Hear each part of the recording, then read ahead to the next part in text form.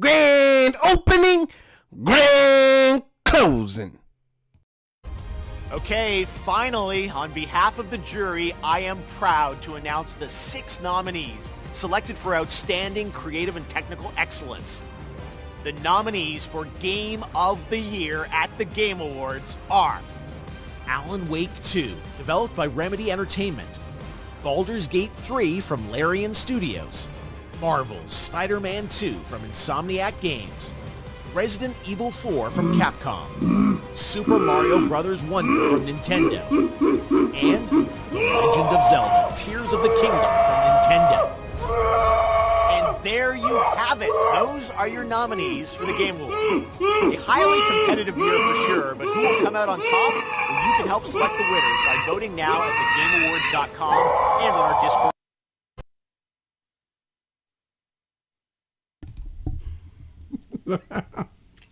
Hey, I'm sorry, but I can't help it.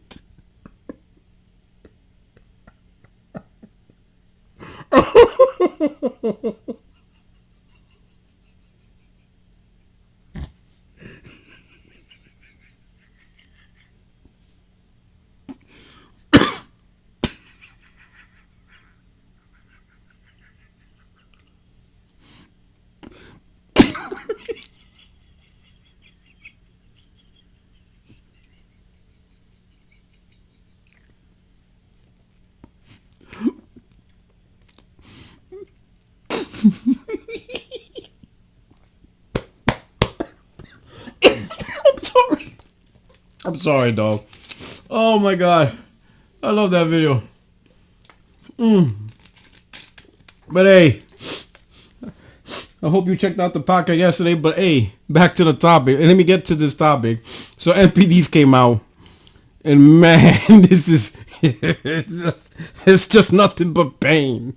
Nothing but pain for these Xbox concubines. These fanboys, it's just, this year just turned to trash for them dudes, bro. Them green dudes hold the line, bro. Y'all need to stop. Y'all need to stop. Like, bro, the war is over, Rambo. Yeah, y'all need to come back home, collect your VA claims, make those VA claims, get them checks. Get your veteran status, because this ain't looking good. I'm not talking about NPDs just came out, right? Now here's the crazy part. Here's what's loco about this stuff, right? This is what's crazy right here. Now, let me show you a closer. Spider-Man, right? This right here. What the chart you're looking at specifically is 2023 year to date ending in October. So these are the best-selling games from the start of January to now. Pretty much the best-selling games according to MPD. Circana, that's what they call themselves now. The best-selling games of the year. So starting January 1st, 2023 to October 28th, 2023. Now, if I remember correctly, now, Spider-Man 2, right? Spider-Man 2, let me look it up real quick. If I remember correctly, when did it launch? Spider-Man 2 release date? It released the 20th. Okay, so this right here captured 8 days of Spider-Man 2 sales.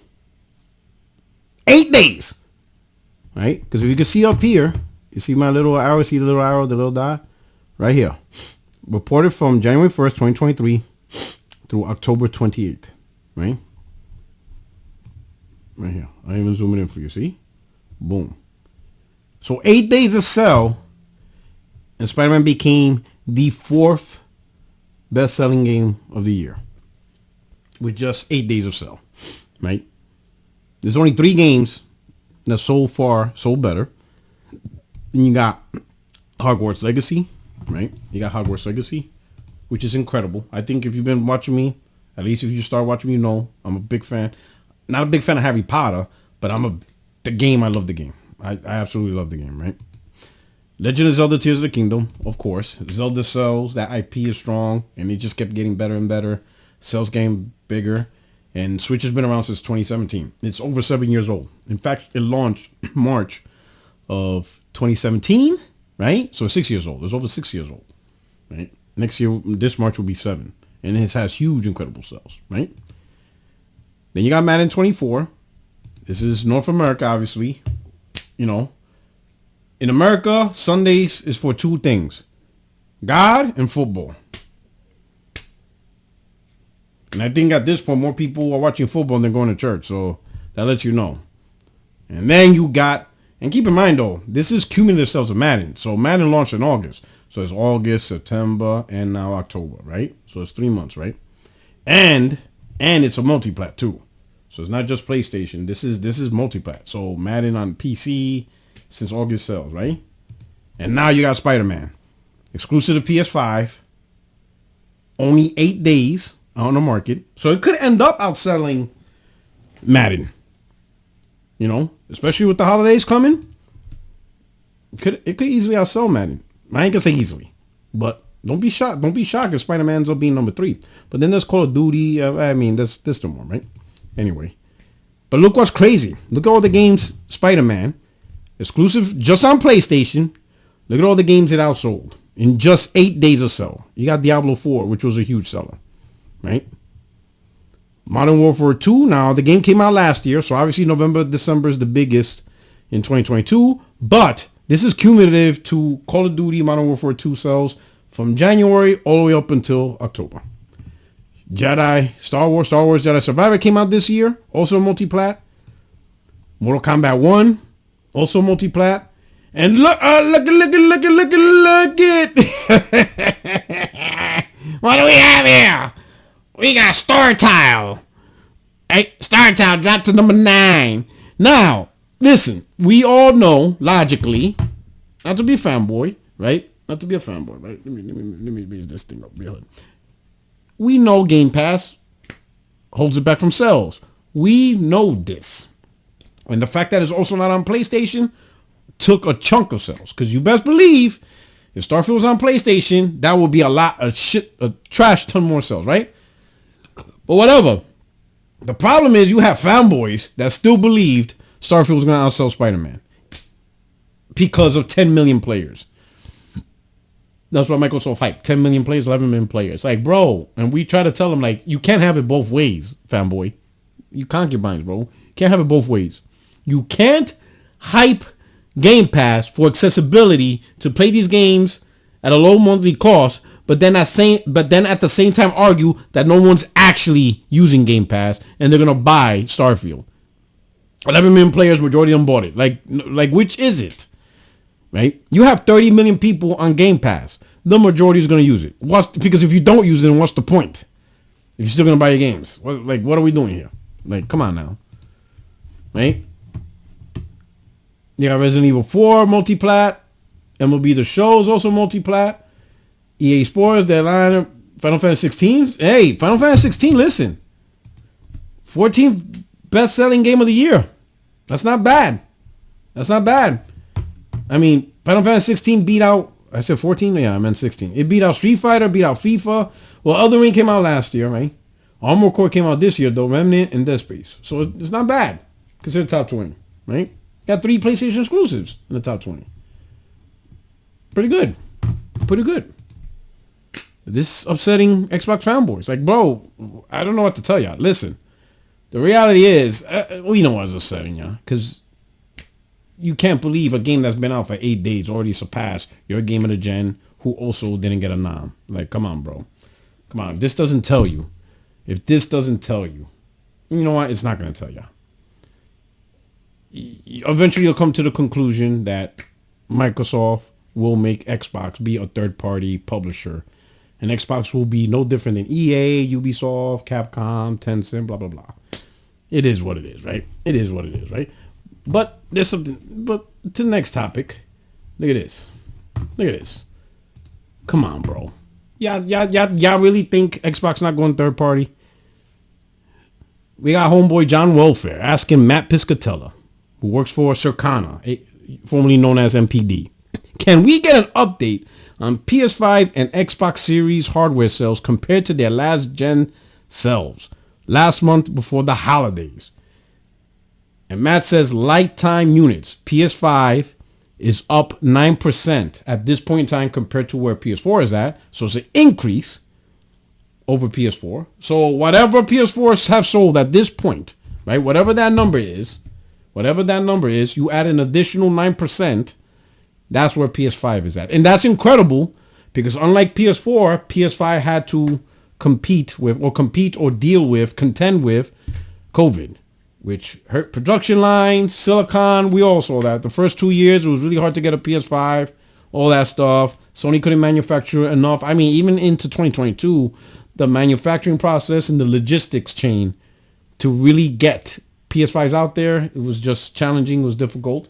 I think this past year, Sony finally said in 2023, they can finally produce PS5 at bigger capacity to get out there to consumers.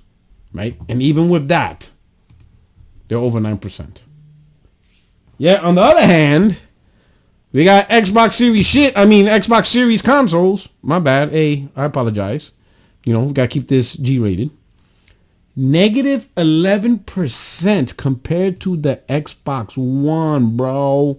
That means at this point in time, you calculate Xbox One sales, whatever that number was, you reduce it by 11%, and that's where the Xbox Series is at right now. And the crazy part is, one of Microsoft's strategy to get more console sales was to release the Series S model for $300. And at times they had it on sale for $250. And they're selling worse. And keep in mind, Xbox One sales was not all that hot. Everybody was like, man, this console's hurting. So imagine the Series S. Now, let me tell you guys something. The only thing that is keeping Microsoft in consideration or being looked at as a first-party provider is their console. You take that out, you're not going to call them first party. First party of what? Champions of what? The United States? World champions of what? The United States? That's like first party of what? PC? Rogue? Steam Deck? Like first party for who? Your Steam Deck's first party? Your PC's first party? Like who? A first party for who? Like who would you be a first party without the console? First party for who? For phones? For Apple? First party provider? Like no. That console, Xbox Series console, is the only link to first party. That's it. And it's selling like dog poop. It is. I don't know what to tell you. You're selling worse than the Xbox One? Bro, come on, man. Like, bro. And here's the thing. And this is what's crazy about you fanboys. This is what's crazy about these Xbox fanboys. They're going to dismiss the lack of console sales. It's not about lack of console sales. You can play on phones and whatever. Shut up. Like Batman slapping Robin. Shut up. Listen, just because Microsoft is trying to make money on PC, just because they're trying to make money through Game Pass and through cloud, does not mean they still don't want that big, nice pot of money in the console market. One does not override the other. You don't get to fail in one area simply because you're making money in another area. No, you want to make money in every area, in every aspect of gaming. Just because Microsoft now has King Games and now they're going to start doing phone games doesn't mean that the console market, they could just, whatever. If we make money, we make money. If we lose money, we don't care. No, they care. They want money in the mobile market. They want money in the PC market. They want money in the cloud market. And they want money, and the keyword is and money in the console market. The problem is their device is not doing a damn thing in the console market. It's not penetrating. It's not getting the users. People simply don't really want an Xbox console. They don't really want it. It's kind of like the Windows stores on PC. You PC gamers don't want that. See, some of you PC gamers that are siding with these Xbox dudes, they're making you dumb. So let me try to bring you back to the light. On PC, you PC gamers didn't want Xbox Windows or Microsoft Windows Gaming Store. You want this Steam. And no matter what Microsoft did, you were not going to do it. Nope. You're sticking with Steam. And Microsoft got the hint. So they stopped competing with Steam. because they knew you're not going to go to their store. So they said, you know what? You want to play on Steam? That's your launcher on PC? Fine. We'll put our games on Steam. Here you go. We're done. We're done fighting this. You know, if the success of PC gaming is through Steam, then so be it. Microsoft said, hands up, don't shoot. We waved the white flag. And they're going to come to that same realization. If they haven't already, but they're going to come to that same realization, or they may have already, that if you want success in the console market, you got to go where the gamers are at. And in console gaming, where are the gamers? They're on Nintendo, or they're on PlayStation. Globally. Just like if you want to sell a game to a PC gamer, where do you need to put your game at? Steam. That's what they wanted. So you put it on Steam. You know, Epic Game Store was a launcher, and they tried to go toe-to-toe with Steam, and what ended up happening? They just recently reported that they haven't made a profit yet. Why? Because most PC gamers want to be on Steam. Most console gamers want to be on Nintendo, or they want to be on PlayStation. The Xbox console market, tiny. Sorry, man. It is. And keep in mind, this is strictly talking about North America, the number one region for Xbox. Now, I'm not saying it's the number one region. Xbox is the number one console. No. PlayStation and Nintendo smoke checking Xbox. We're just saying that if there's any region where Xbox sells the best and anywhere on the globe, it's here in the United States. And it's selling worse. So you know, if you're having trouble selling your own console in the best region that Xbox could sell to, what are you doing in Europe? Worse. Japan, everywhere. It's just worse. And then things aren't even going to get worse in the areas like Brazil, because they just raised the price of the Xbox Series S to the price of the PS5. Bro, the console's the link to the first party, and Microsoft, that console's just not doing it. It's just not enough. In the words of Jim Ryan, inadequate. I don't know what to tell you. I'm not making this up. You call me a fanboy. You can say I'm flaming the fans. Hey, you can say what you want. But what you can say is that I'm lying. That is there. Microsoft's going to be like, listen, people just don't want to buy Xbox consoles. So what do we do with all these publishers and games? It can't just be primarily PC and xCloud gamers and the few 10 people that own an Xbox. We need a few more people. So what are we going to do? They're going to put their games where the console gamers are at. Just like how they put their games where the PC gamers are at. It is what it is. Final note. Mighty Keith. Damn, that's just crazy. Let me tell you something. They're going at him. Right? So, he tweeted out an Xbox fanboy song. And I know it was bad because the Xbox fanboy had him blocked. So he's probably pretty terrible, right? But now the whole community is going after him. Well, not the whole community, the Xbox community. You're not neutral, blah, blah, blah, all this stuff. You're not neutral. How come you don't say that about PlayStation? How come you're not catered to my emotions? Like, oh, shut the up, bro. What's crazy about it is you dudes that are crying, begging them for content, you dudes are the same dudes that be like living off of PlayStation Soul content. And you don't go to those creators saying, oh, you need to make a video on Xbox.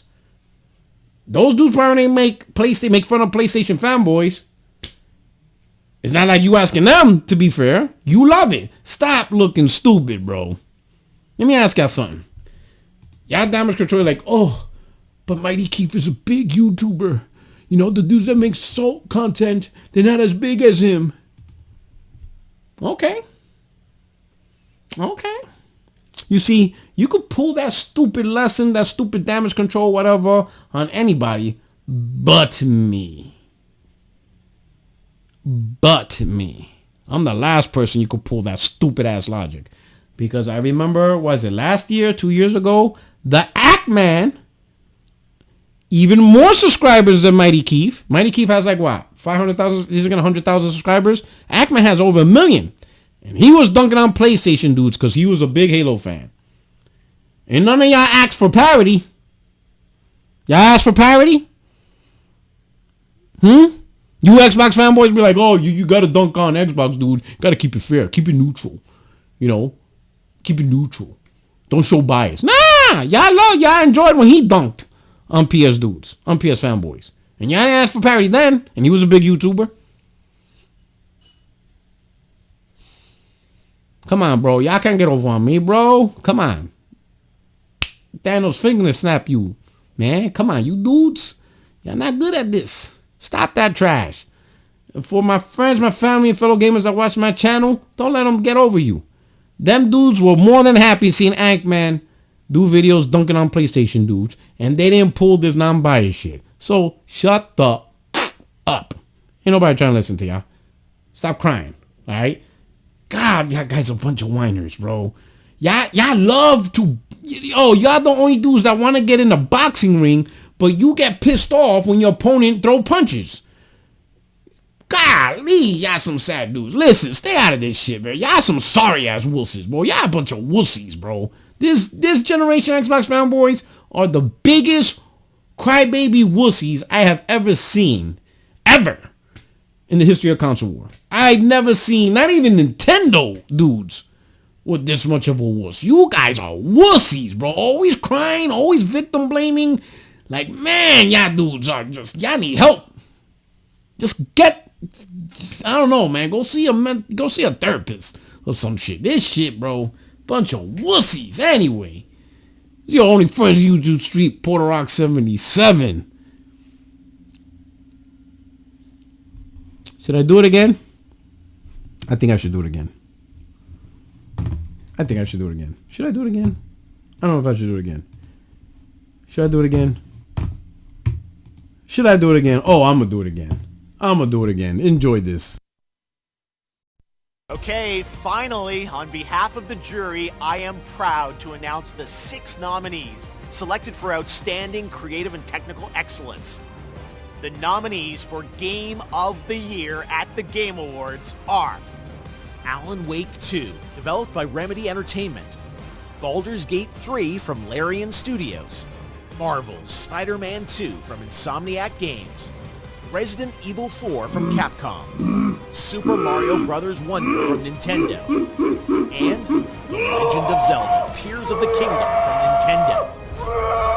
And there you have it. Those are your nominees for the Game Awards. A highly competitive year for sure, but who will come out on top? Well, you can help select the winners by voting now at thegameawards.com and on our Discord.